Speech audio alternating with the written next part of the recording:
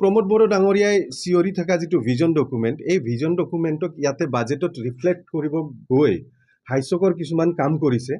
প্ৰমোদ বড়ো ডাঙৰীয়াৰ চৰকাৰে বিটিচিৰ এছেম্বলিত যি বাজেট উত্থাপন কৰিলে এই বাজেটটো চাই আমি অধ্যয়ন কৰিলোঁ যোৱাকালিৰ পৰা অধ্যয়ন কৰি এনেহেন প্ৰতিফলিত হৈছে যেন প্ৰমোদ বড়ো ডাঙৰীয়া কমপ্লিটলি বিটিচিখন চলোৱাত তেওঁ অক্ষম এই বাজেটটো আমি তেওঁৰ যিটো বাজেট স্পিচ আৰু যিটো আমাৰ মেইন বাজেট এই দুটা যেতিয়া অধ্যয়ন কৰি আমি চালোঁ এই দুটাৰ মাজত কোনো ধৰণৰ সংগতি নাই প্ৰমোদ বড়ো ডাঙৰীয়াৰ বৰ্তমানৰ যিটো বাজেট এই বাজেটটো একেবাৰে কমপ্লিটলি আমি যদি একে আশাৰে ক'ব যাওঁ এইটো হ'ল এটা কপি পেষ্ট বাজেট কাৰণ 2024 আৰু 25ৰ যিবিলাক হেডত যিমান এমাউণ্ট ধৰা আছিল একেধৰণে আপোনালোকে ইয়াতে চাব পাৰে সকলো ডিপাৰ্টমেণ্টত একে এমাউণ্ট ধৰা হৈছে মানে জাষ্ট কপি পেষ্ট কৰা হৈছে গতিকে প্ৰমোদ বড়ো ডাঙৰীয়াৰ এই বাজেটটোক আমি কপি পেষ্ট বাজেট বুলি কওঁ তেওঁ যি ধৰণে উন্নয়নৰ কথা কৈ আছে ডাঙৰ ডাঙৰ স্পিচ দি আছে এই স্পিচৰ লগত এই বাজেটৰ কোনো ধৰণৰ ভেলু নাই কোনো ধৰণৰ মিল নাই আপোনালোকে চাব পাৰে লাষ্ট পেজত যিটো প্ৰমোদ বড়োৰ স্পিচত এটা পেজ ইয়াতে আঠা লগাই দিছে তাৰ মানে কি আঠা লগাই ইয়াতে যিটো ফাইনেল বাজেটৰ আচলতে ক'বলগীয়া যে কিমান টকা আহিব আৰু কিমান খৰচ হ'ব তাৰ যিটো এষ্টিমেট এই এষ্টিমেটটো লাষ্ট পেজত আছে আৰু ইয়াতে আঠা লগাই দিছে সেইকাৰণে আমি প্ৰমোদ বড়ো ডাঙৰীয়াৰ এই বাজেটটোক ফাংফুং বাজেট বুলি ক'ব খুজিছোঁ কমপ্লিটলি ফাংফুং ধৰণে বাজেটটো প্ৰস্তুত কৰা হৈছে আৰু এটা টিমলেছ বাজেট এটা টিমে ইয়াৰ পিছফালে যে কাম কৰি ফেলে এই বাজেটটো প্ৰস্তুত কৰিছে সেইটো সম্পূৰ্ণৰূপে ইয়াতে দেখা নাযায় মানে কোনো এটা টিমলেছ বাজেট এটা ফাংফুং বাজেট আৰু এটা কপি পেষ্ট বাজেট এনেকুৱা ধৰণৰ বাজেটৰ দ্বাৰা প্ৰমোদ বড়ো ডাঙৰীয়াই যদি বিটিচিখনৰ উন্নয়নৰ যি ফটা ঢোল বজাই আছে সেইটো প্ৰমাণ হৈ গৈছে আপোনাৰ যি তেওঁ ভিজন ডকুমেণ্টৰ কথা কয় বিভিন্ন জাতি জনগোষ্ঠীৰ কমিউনিটিৰ কথা কয় সেইটোৰ স্পিচত তেওঁ মেনশ্যন কৰিছে কি বুলি মেনশ্যন কৰিছে এটা নতুন ডিপাৰ্টমেণ্ট বনোৱা হ'ব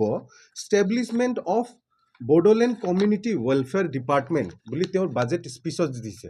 আৰু তাতে লিখিছে এনে ধৰণৰ খৰচ কৰা হ'ব এইটো ডিপাৰ্টমেণ্টৰ আণ্ডাৰত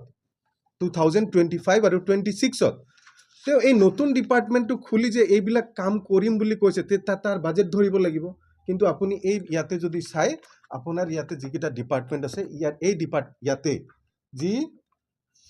42টা ডিপাৰ্টমেণ্ট আছে ইয়াতে কিন্তু এই যি নতুন ডিপাৰ্টমেণ্ট এই নতুন ডিপাৰ্টমেণ্টৰ মেনশ্যন নাই থাকিব লাগিব তেতিয়াহে আমি বিটিচিৰ ৰাইজে বুজিব পাৰিব যে আচলতে এই কমিউনিটিত যি ডিপাৰ্টমেণ্ট খুলি বিভিন্ন কমিউনিটিৰ কাৰণে যিবিলাক কাম কৰিম বুলি তেওঁ মুখেৰে কৈ আছে তাক যদি একচুৱেলি বাস্তৱত ৰূপান্বিত কৰিব লগা হয় তেতিয়াহ'লে বাজেটত মেনশ্যন থাকিব লাগিছিল কিন্তু এই বাজেটত তাৰ হিচাপ নাই গতিকে ভাবি চাওক আপোনালোকে প্ৰমোদ বড়ো ডাঙৰীয়াই যিবিলাক কথা কৈ আছে এই কথাবিলাক যে গোকাত মিছা সম্পূৰ্ণ মিছা বিভিন্ন কমিউনিটিক লৈ কোৱা কথাবিলাক আৰু ইয়াতে প্ৰমোদ বড়ো ডাঙৰীয়াৰ বিগত চৰকাৰৰ যিবিলাক ফেইলৰবিলাক স্পষ্টভাৱে অতি স্পষ্টভাৱে দেখা গৈছে মই আপোনালোকক ক'ব খোজোঁ যিটো তেওঁৰ আণ্ডাৰত বেলেগ EM আৰু বেলেগ ডিপাৰ্টমেণ্টৰ কথা বাদে দিয়ক তেওঁৰ আণ্ডাৰত যিটো department TND department transformation and development department এই ডিপাৰ্টমেণ্টতে আনস্পেণ্ড বেলেঞ্চ 2024-25 যোৱা বছৰৰ এই ডিপাৰ্টমেণ্টতে আনস্পেণ্ড বেলেঞ্চ হ'ল 2,992 লাখ মানে তেওঁ যোৱা বছৰ খৰচ কৰিব পৰা নাই এইটো ডিপাৰ্টমেণ্টত প্ৰমোদ বড়ো ডাঙৰীয়াৰ ডিপাৰ্টমেণ্টত তেওঁ নিজে তেওঁৰ আৰু ডিপাৰ্টমেণ্ট আছে তেওঁৰ যিটো ট্ৰাইবেল এফেয়াৰ্ছ ডিপাৰ্টমেণ্ট তেওঁৰ আণ্ডাৰত আছে এইটো হ'ল ট্ৰাইবেল এফেয়াৰ্ছ প্লেন ডিপাৰ্টমেণ্ট এই ডিপাৰ্টমেণ্টৰ আণ্ডাৰত প্ৰমোদ বড়ো ডাঙৰীয়াই 2024-25ত 6 লাখ টকা আৰু 2024-25ৰ স্পেচিয়েল গ্ৰাণ্ট হিচাপে এটা আহিছিল 18,626 লাখ ইমান টকা তেওঁ যোৱা বছৰ খৰচ কৰিব পৰা নাই প্ৰমোদ বড়ো ডাঙৰীয়াই তেওঁৰ নিজা ডিপাৰ্টমেণ্ট এগ্ৰিকালচাৰ ডিপাৰ্টমেণ্টত 103 লাখ খৰচ কৰিব পৰা নাই আনস্পেণ্ড বেলেঞ্চ এইবিলাক ইৰিগেশ্যন ডিপাৰ্টমেণ্টত 194 লাখ খৰচ কৰিব পৰা নাই ইৰিগেশ্যন ডিপাৰ্টমেণ্টত আৰু ফৰেষ্ট ডিপাৰ্টমেণ্টত 121 লাখ খৰচ কৰিব পৰা নাই যোৱা বছৰৰ বাজেটত PWD যিটো প্ৰমোদ বড়ো ডাঙৰীয়াৰ নিজা ডিপাৰ্টমেণ্ট, এই ডিপাৰ্টমেণ্টত তেওঁ 170 লাখ তেওঁ খৰচ কৰিব পৰা নাই 24-25-ৰ। আৰু এডুকেশ্যন ডিপাৰ্টমেণ্ট, যি এডুকেশ্যনৰ কথা তেওঁ কৈ পেলাই ঢাক ঢোল পিটি আছে সমগ্ৰ BTCৰ বোলে এডুকেশ্যন তেওঁ সলনি কৰি দিছে, ৱেৰেজ গুণোৎসৱত আজি BTCৰ জিলাবিলাক তলত গুচি গ'ল, মেট্ৰিকৰ ৰিজাল্ট তলত গুচি গ'ল। কিহৰ কাৰণে গৈছে তাৰ এছেছমেণ্ট আপোনাৰ এই বাজেটত ৰিফ্লেকশ্যন হৈছে। প্ৰমোদ বড়ো ডাঙৰীয়াই ক'বই নালাগে কিহৰ কাৰণে গুণোৎসৱত স্কুলবিলাকৰ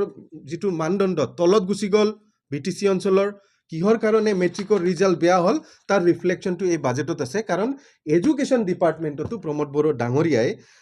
2024 আৰু 25ত 36 লাখ খৰচ কৰিব পৰা নাই, আৰু 2023-24ৰ বাজেটৰো তেওঁ পইচা খৰচ কৰিব পৰা নাই, সেইটো হ'ল 92 লাখ। মানে এডুকেশ্যন ডিপাৰ্টমেণ্টটো তেওঁ ভালকে চলাব পৰা নাই। অভাৰঅল যদি আমি চাওঁ এইবাৰৰ যিটো বাজেট, এই বাজেটত আপোনালোকক তেওঁলোকে স্পষ্ট কৰিছে 3,944 লাখ এইটো হ'ল আনস্পেণ্ড বেলেঞ্চ, আৰু লগতে আনস্পেণ্ড বেলেঞ্চে 453 লাখ। চ' এইবিলাক হ'ল চব প্ৰিভিয়াছ আনস্পেণ্ড বেলেঞ্চ। আনস্পেণ্ড বেলেঞ্চবিলাক লৈ তেওঁ এই বাজেটটো বনাইছে। পূৰ্বৰ খৰচ কৰিব পৰা নাই তেওঁ হাগ্ৰামা মহিলাৰী ডাঙৰীয়াৰ যি লাইবিলিটিৰ কথা কয়, কিন্তু প্ৰমোদ বড়ো ডাঙৰীয়া হাতত টকা থাকি খৰচ কৰিব নোৱাৰে। BTCৰ ৰাইজে তেওঁক প্ৰশ্ন সুধিব যে কিহৰ কাৰণে, কি এনেকুৱা কণ্ডিশ্যন আছে যাৰ কাৰণে প্ৰমোদ বড়ো ডাঙৰীয়াই খৰচ কৰিব পৰা নাই। কিমান দুৰ্ভাগ্যজনক, কিছুমান ডিপাৰ্টমেণ্ট আছে, ৱাটাৰ ৰিচোৰ্চ ডিপাৰ্টমেণ্ট, বিশেষকৈ এই ডিপাৰ্টমেণ্টৰ আণ্ডাৰত যেতিয়া আমাৰ হেজাৰ্ড কণ্ডিশ্যন আহে তেতিয়া কি হয়, ষ্টেটৰ পৰা নন প্লেন নন চেলেৰী এটা হেডত পইচা আহিছিল, আৰু বিগত সময়ছোৱাত 157 লাখ 155 লাখ এনেকৈ টকা আহিছিল। কিন্তু প্ৰমোদ বড়ো ডাঙৰীয়াই এই হেডৰ পইচা খৰচ কৰিব নোৱাৰাৰ কাৰণে আজি 2025-26ৰ এই বাজেটটো, ষ্টেটে দিয়া এই বাজেটটো জিৰ' হৈ গৈছে। আৰু দুৰ্ভাগ্য, অহা বছৰ এই হেডটো ষ্টেট গভৰ্ণমেণ্টে নাইকিয়া কৰি দিব, কাৰণ এই যিটো বাজেট হেড, এই পইচাটোত BTC চৰকাৰে, প্ৰমোদ বড়োৰ চৰকাৰে আজিলৈকে খৰচ কৰিব পৰা নাই। একেধৰণৰ PHEটো এটা non plan non salary budget আহিছিল আগত 300 লাখ, মানে 3 কোটি টকা আহিছিল বিভিন্ন কামত খৰচ কৰিবৰ কাৰণে ইমাৰ্জেঞ্চিৰ সময়ত। সেইটোৰ আজিৰ তাৰিখত যদি আপোনালোকে বাজেট হিচাপ চাই মাত্ৰ 95,000 দিছে।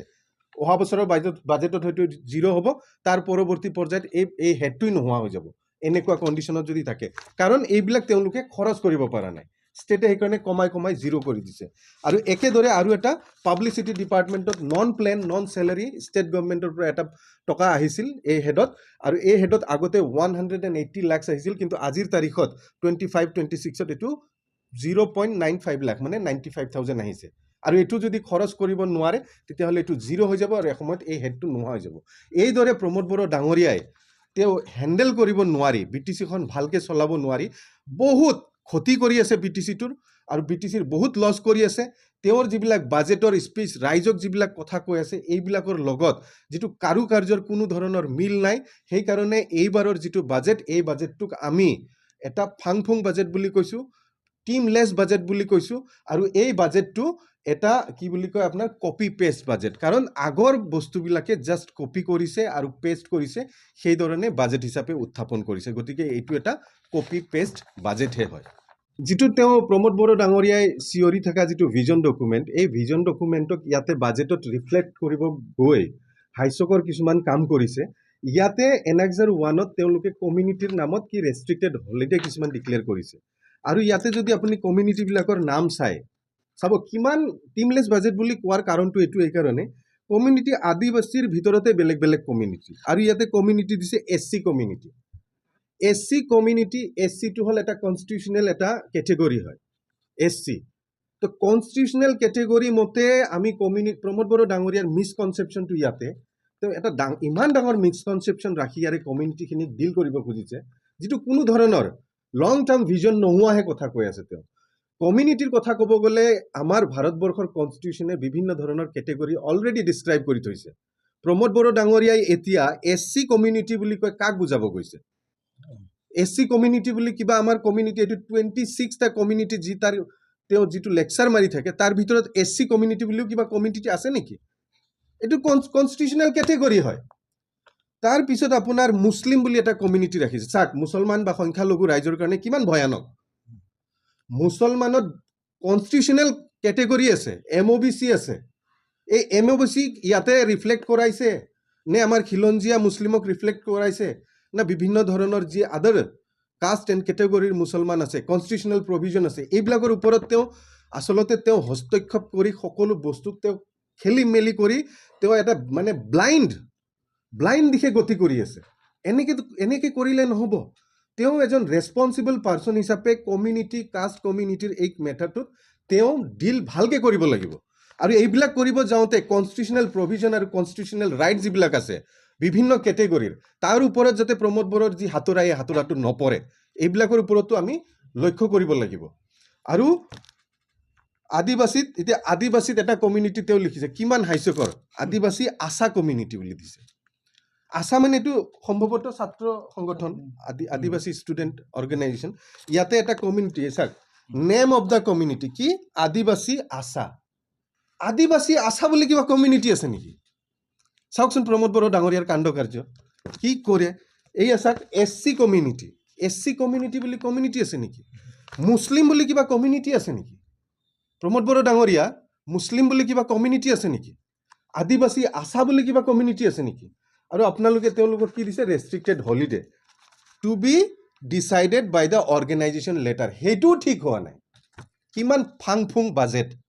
এনে কৈছোঁ নেকি ফাংফুং বাজেট প্ৰমোদ বড়ো ডাঙৰীয়াৰ সেইকাৰণে এই বাজেটটো ফাংফুং বাজেট টিমলেছ বাজেট আৰু কপি পেষ্ট বাজেট আৰু ইয়াৰ দ্বাৰা BTC অঞ্চলৰ যে কিবা উন্নয়ন কৰিব পাৰিব সম্ভৱ নহয় আৰু তেওঁৰ বাজেটত এটা বস্তু কিন্তু বিষয় খুব স্পষ্টভাৱে প্ৰকাশ পাইছে সেইটো এই বাজেটৰ তেওঁ হিচাপ দিব নোৱাৰে